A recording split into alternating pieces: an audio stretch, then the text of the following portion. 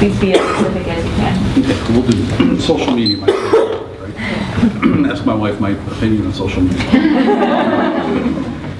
So,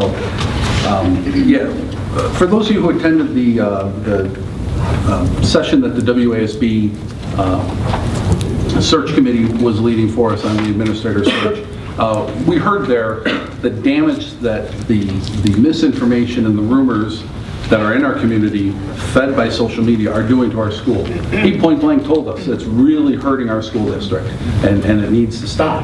How do we stop it is the question, right? And the only way to stop it is by having honest conversations, right? People can have disagreements. There's no reason that you can't have a disagreement with somebody, but that doesn't mean when you do, you should turn around and fabricate stories about them on social media or other things. And unfortunately, we've seen a whole bunch of it here in the last several months, and it's very disappointing to me. It's very disappointing, especially when you hear it from the WASB man himself, telling you that that's hurting our candidate pool to get a new administrator here, because they're seeing it, they're hearing it. So that really resonated with me. What I would do is open up the lines of communication with our community in every way possible. I was thinking about this the other day. After every board meeting, put together a newsletter of some sort to the public and get that out. Here's what we talked about at the board meeting. Here's the things that we're looking at for next month.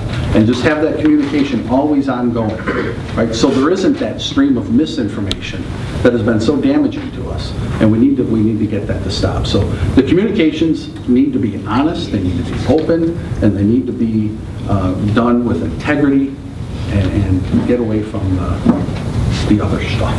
Thank you. Mr. Struthers?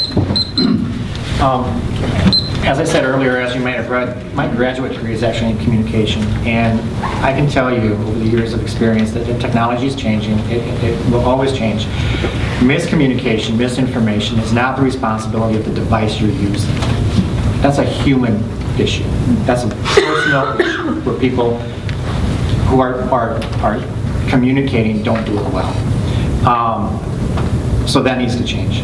With that being said, social media definitely is part of our lives, and it is definitely an opportunity to connect with a lot of people and connect people in ways at a very grassroots level. I have a Facebook page out there for my election, and it's open. If you want to see it, go see it. I won't plug it right now, but you can find it. And if you're interested, though, on getting information out, social media does have that opportunity. I've been putting out a lot of information that way. It also is one of those areas, though, that we have to be very careful of, that we're not isolating or eliminating people, because from a generational perspective, we know that technology also runs the risk of isolating certain populations.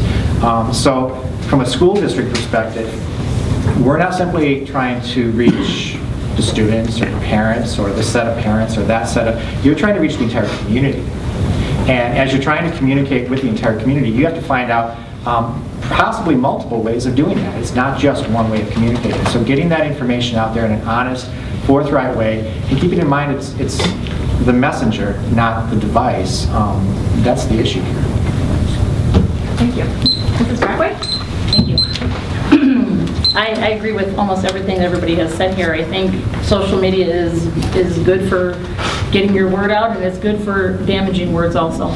I believe that as things happen, and as Jim said, we can disagree, and it's okay to disagree. The current board has information that makes decisions on that information that they have. Most of the time, the community doesn't have that because we legally can't give it. So when we can't legally correct something, somebody starts off with, oh my gosh, there's a hit list, or oh my gosh, someone's going to get fired. And we've been putting out fires for weeks because of that. And I think what bothers me the most about that is it's just not the person who is stating it, but it is the person who is hearing it that it's about. And everybody has to remember, it's damaging, it's scathing. And that has to stop. If there's questions, please call the board. If there's any type of things that you want to communicate with us, call the board. I believe doing as much as we can to be open and honest is the biggest thing that we can do. That's why we invited the community into our focus groups and things like that, as the board will continue to do. to build that rapport again. But just to remember, social media can be damaging not only to the person who is stating it, but the person who it's about and they're hearing about it. Mrs. Black? Say it one more time. You bet. So, social media is a primary source of communication, information, and misinformation in this day and age. How would you address communicating school-related business to alleviate the perpetual gossip and grapevine effect in order to ensure the community receives the correct information? And please be as specific as you can. Okay. Well, I'm sure you're all aware that Randall has a web page. We have a website. Our board minutes are on there. The agendas are on there. That's the start of it. How specific the minutes are, they're as specific as Ms. Borowski puts on them and the board agrees to. Further questions into what was talked about or what was discussed, I think that the people need to ask us personally.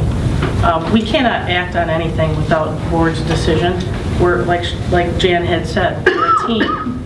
It's not one of us. We can't individually make decisions. Yeah, rumors, crazy. A lot of fires being put out, like she said. I've talked to quite a few people and wondering how things even get started.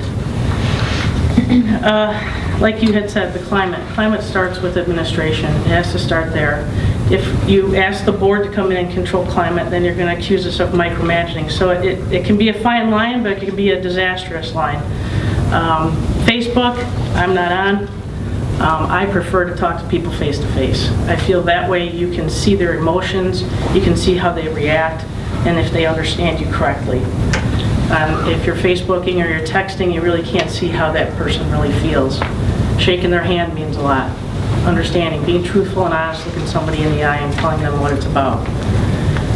You know, there's always going to be people saying their opinion, but what are the facts? And that's what you have to be aware of. Thank you.